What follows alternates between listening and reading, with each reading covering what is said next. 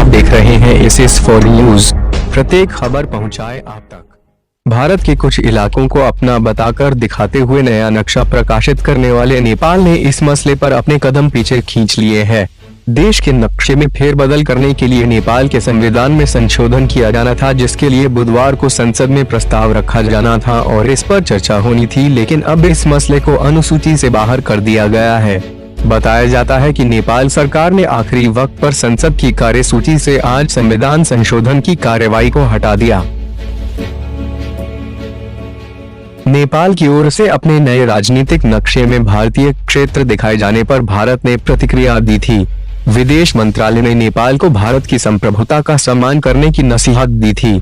विदेश मंत्रालय के प्रवक्ता अनुराग श्रीवास्तव ने कहा था, हम नेपाल सरकार से अपील करते हैं कि वो ऐसे बनावटी कार्टोग्राफिक प्रकाशित करने से बचे, साथ ही भारत की संप्रभुता और क्षेत्रीय अखंडता का सम्मान करे। भारत ने यह भी कहा कि नेपाल सरकार अपने फैसले पर फिर से विचार करे।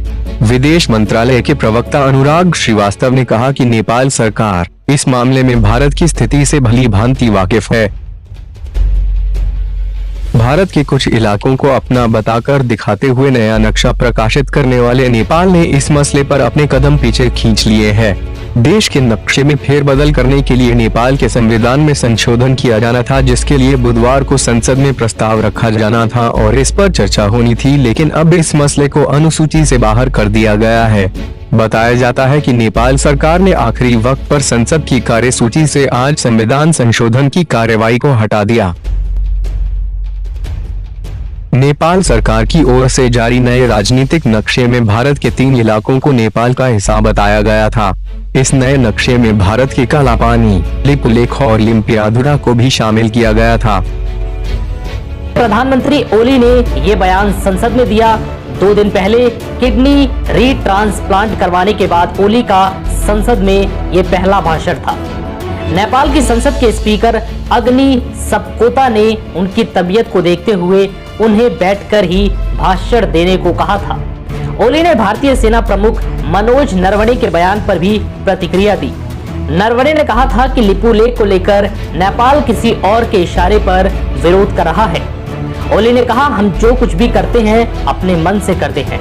ओली ने कहा है कि वो भारत के साथ मधुर संबंध चाहते हैं, लेकिन वो पूछना चाहते हैं कि वे सत्यमेव जयते मानते हैं या सिंहमेव जयते। ओली का ये तंज भारत की सैन्य ताकत को लेकर था। नेपाल के पीएम ने आगे कहा कि ऐतिहासिक गलतफहमियों को खत्म करने का विचार भारत के साथ दोस्ती गहरी करने के लिए है।